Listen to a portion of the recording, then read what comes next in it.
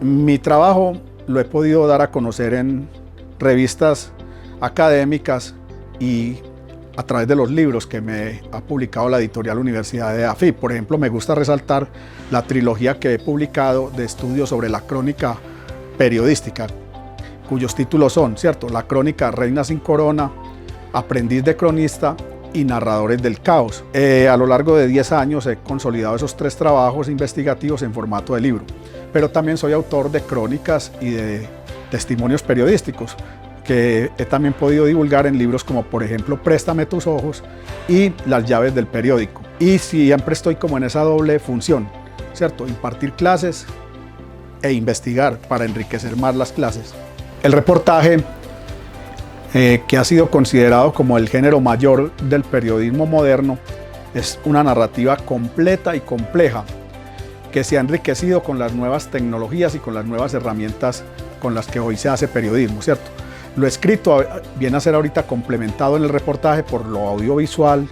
por lo sonoro, por ejemplo, a través del podcast, por las infografías, por el reportaje fotográfico, por la creación e innovación en el periodismo, incluso por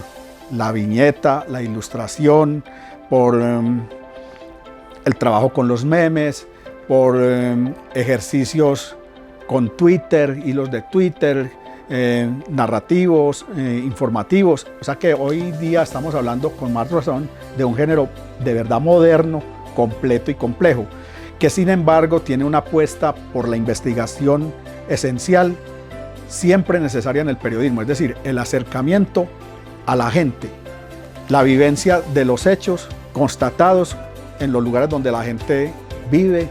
sufre, se divierte, trabaja, descansa, hace lo esencial de sus vidas. Ese acercamiento que es del periodismo antiguo, del periodismo del siglo pasado, sigue siendo importantísimo para enriquecer el reportaje de este siglo, porque no es solo el uso de las herramientas y de los nuevos contenidos, sino que esa riqueza del acercamiento es indelegable. No se podría renunciar a ella para tener algo nuevo y novedoso de lo cual escribir, de lo cual hacer contenidos periodísticos. Ese contacto con la gente lleva a una máxima del periodismo, que es que si uno se acerca a la gente se da cuenta que la gente de cerquita no es normal, es especial, ¿cierto? Entonces eso es claro en la vivencia. Yo le insisto a mis estudiantes en la necesidad de vivir el reportaje, de pasarlo por sus propios sentidos, por el sedazo de sus propios sentidos, para luego contarlo. Y cuando esto se hace de verdad, se lleva a la práctica con entusiasmo, con aventura inclusive, con sinceridad, se tienen contenidos que nadie más tiene, porque uno se convierte en un autor o individual o colectivo de algo muy especial, que eso para mí, ese resultado es para mí lo que es el reportaje. Y hoy estamos hablando entonces de un reportaje multiformato y multiplataforma que ha enriquecido el periodismo, tanto en la manera de indagarlo, de investigarlo, como en la manera de divulgarlo. El periodismo narrativo es la expresión estética de la escritura periodística, ¿cierto? Es un reto estético justamente, y por eso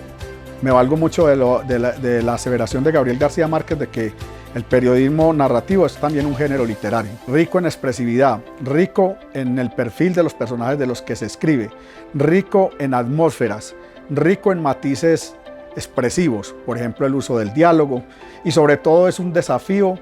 a la imaginación creadora de los escritores de periodismo, porque les exige pasar del informe noticioso, de la entrevista que se reproduce en entrevista y de la opinión, asumir el reto de mostrar, de revelar, de poner en escena, de recontar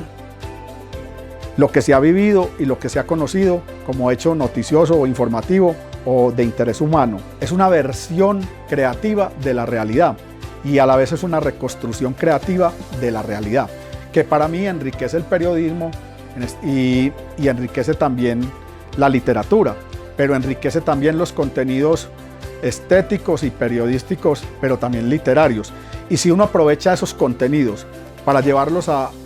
la enseñanza, por ejemplo, del español y la literatura, pues dinamiza más las clases, porque es bien grato saber que lo que a uno le están contando de una manera creativa, bien estructurada y de una manera donde se nota una apuesta por la estética, por el arte de la expresión escrita, de las escrituras creativas, uno tiene ya el referente de que eso ocurrió y tiene entonces una simbología de que como es real, es creíble y atañe a nuestras vidas, ¿cierto? Y nos interesa y yo creo que nos enriquece en nuestro conocimiento esencial de la cotidianidad, de lo que pasa en nuestras sociedades. Entonces yo creo que no solo el cuento y la novela, o el teatro o la poesía, son géneros literarios para enseñar en los salones de clase, en las universidades y en los colegios donde hay programas de literatura o de español, en fin, sino que me parece que es un reto interesantísimo incluir también la crónica periodística en esa enseñanza, porque además la crónica es amena y al ser un texto que entretiene, cautiva a las audiencias, en este caso, pues a los estudiantes, ¿no? Y yo creo que los enriquece enormemente. Sensorialmente la crónica es muy provocadora porque la crónica dramatiza la vida misma y eso ya es muy rico, ¿cierto? La crónica, como dice García Márquez también, es un cuento que es verdad y tiene entonces unos componentes muy significativos como escritura creativa y como estructuración estética de un discurso informativo, digamos. En el artículo Periodistas en condición de calle, escrito como en medio de la pandemia o en esos momentos en que estábamos recluidos en nuestras casas por la pandemia, a mí me pareció admirable y rescatable el valor de muchos periodistas que, teniendo en cuenta las medidas de bioseguridad, salieron a las calles, porque el periodismo exige eso, estar donde están los hechos, y accedieron a los hospitales donde estaba la gente enferma, pero donde estaban también las brigadas de salubristas, de médicos y enfermeras, salvando vidas. Y no renunciaron a contarlo de una manera vivencial, ¿cierto? De una manera cercana. Pero también, o sea, siguieron siendo periodistas en condición de calle, o sea, en las calles, no encerrados detrás de la videoconferencia o de la videollamada o amparados pues por solo la comunicación a través de la computadora o del teléfono, sino que hicieron el esfuerzo muy valiente por acercarse y no renunciar a hacerlo, porque el periodismo sin esa esencialidad se empobrece, me parece a mí, o se reduce muchísimo en su esencia, ¿no? No obstante, también valoré mucho la utilización de las nuevas herramientas que la tecnología ha propiciado, tiene dispuestas para seguir contactando y para seguir buscando el testimonio de los protagonistas de los hechos, en este caso de las enfermeras, de los médicos y de las familias que estaban sufriendo por la enfermedad, pero también de los ciudadanos temerosos en general de que la enfermedad llegara a sus casas, a sus vidas, ¿cierto? Y entonces ahí contactaron a través de la videollamada, de la videoconferencia y del teléfono, y lo hicieron de una manera muy dinámica también, y aprovechando la extensión de esas herramientas que permite la extensión de los sentidos, o sea, permite acercarnos también desde la virtualidad, ¿cierto? Muy distinto hubiera sido renunciar a todo esto y no hubiéramos tenido el cubrimiento esencial de lo que estaba pasando, un acontecimiento inédito en nuestras vidas, muy potente en historias, muy dramático e inolvidable para el mundo, ¿cierto? Para quienes hemos tenido el privilegio de ser testigos excepcionales de este acontecimiento que ha sido la pandemia del COVID-19, ¿no? Para mí la principal enseñanza es el desafío que para el periodismo implicó el cubrimiento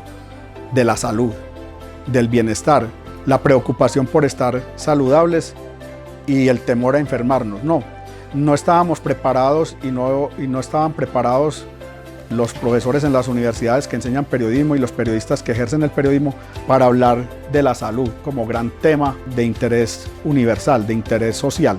Siempre había una agenda marcada por la economía, por los deportes, por la política y por las violencias, pero no había como muchas herramientas, sobre todo en cuanto a conocimiento, en cuanto a investigación documental y testimonial y a preparación para hablar de la salud, a partir de algo que nos asombró y por ser desconocido, pues un virus. Y se confundía virus con otras enfermedades y los periodistas no tenían una información clara y decantada que les permitiera hablar con autoridad y con propiedad de lo que estaba pasando. Eso fue muy retador para las redacciones, para los formadores de periodistas y para los editores en los medios. Y se necesitó que la pandemia se instalara en todas nuestras vidas y nos contagiara a muchos y se acercara a nuestras vidas de manera definitiva para pasar del ruido, del chisme y de la versión descreída a la versión creíble, con testigos de primera mano, con situaciones dramáticas, observables y contables y narrables, y que aparecieran los científicos también ya vinculados a la información, para que los periodistas tomaran conciencia clara y empezaran a estudiar y fueran más despacio en algunos casos y con más tino a buscar qué estaba pasando, a indagar qué estaba pasando y a encontrar pues la forma de dar una versión más profesional y más decantada, más alejada del solo comentario de redes, no, digamos, casual, ¿cierto?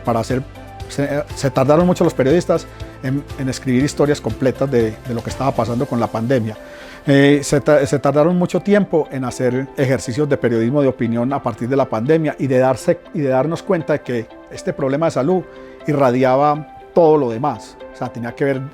como en efecto ha pasado y todavía está pasando, tenía que ver con nuestras vidas en primer lugar, individuales y colectivas, y luego con las economías, la microeconomía y la macroeconomía, y luego con lo social, ¿cierto? Ese concepto de distanciamiento social, cómo combatirlo y no a distanciarnos, sino por el contrario, unirnos para hacer frente a una emergencia, ¿cierto?, de salud. Y entonces tuvimos que crear también un lenguaje, empezar a usar unos términos en el periodismo que dieran cuenta de lo que estaba pasando de manera más documental. Entonces es una gran enseñanza, ¿cierto? Era un tema para el cual no estábamos preparados desde el estudio universitario ni desde la formación en las redacciones y que nos tomó por sorpresa. Por lo tanto, las primeras confrontaciones con el tema fueron muy especulativas y muy sensacionalistas y de pronto muy faltas de autoridad periodística, porque para mí la autoridad periodística la da el dato preciso, el testimonio sensible, emocional pero creíble, veraz, y la situación de contexto que muestra cómo se afronta en una sociedad un drama humano que genera en este caso, que generó en este caso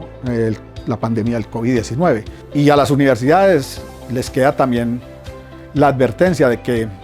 el periodismo no se planea en un tablero o no está planeado desde los libros, sino que el periodismo implica entrenamiento eficaz, constante, y implica vocación, implica estudio permanente, porque el periodista nunca sabe de todo exactamente. El periodista, ante cada acontecimiento, empieza nuevamente de cero a estudiar. Ese me parece un gran desafío a mí para los periodistas. Para mí el periodismo de hoy, a partir de la pandemia, me confirmó 3 situaciones que yo les reitero a mis estudiantes de periodismo pues en las universidades. Yo les digo, el periodismo, primero que todo, hay que estudiarlo y hay que formarse intelectualmente muy firmemente para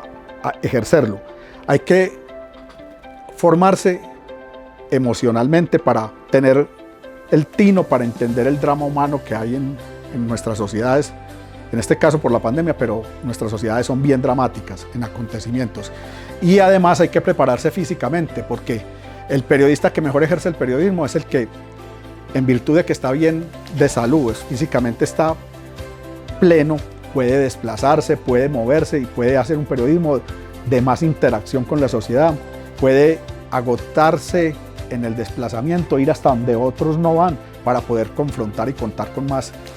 riqueza testimonial y con más vivencia. Y también me confirmó una advertencia que yo también hago de buena manera a mis estudiantes y les digo, como dicen los montañistas de sus aventuras o de su afición por el alpinismo o por el andinismo, ¿cierto? Es más lejos de lo que parece, es más importante de lo que parece y es más difícil de lo que parece. O sea, el periodismo está más lejos de lo que parece, es más importante de lo que parece y es más difícil de lo que parece. Invito a todos los estudiantes y profesores a observar, a leer la revista del Tecnológico de Antioquia, el número 6, donde está mi artículo Periodistas en condición de calle, en la página 49. Estas reflexiones que hemos compartido acá están más decantadas, más explicadas y con más detalles y ejemplos en este artículo, que me parece una gran oportunidad que me brindó la revista del Tecnológico de Antioquia para divulgarlo, para extender pues a una audiencia más amplia, yo diría, y no solo una audiencia que tengo en las universidades donde se enseña comunicación social y periodismo, sino en las universidades donde hay otras carreras que también les puede interesar la reflexión sobre el periodismo y sobre todo esta reflexión de cómo se hace el periodismo, de las implicaciones que tiene ser periodista hoy en día en Colombia y la confrontación que hechos como la pandemia del COVID-19, pues el desafío y la confrontación con una realidad que esta pandemia le propuso a los periodistas y yo destaco mucho acá cómo la asumieron los periodistas, unos más que otros, pero valoro mucho los más osados, los que siguieron, es como un símil, en condición de calle, reportando esencialmente con testimonios de primera mano y pasando el reportaje por sus propios sentidos, el drama humano que esta pandemia de COVID-19 generó en nuestras sociedades, en nuestras familias y de manera individual en nosotros mismos.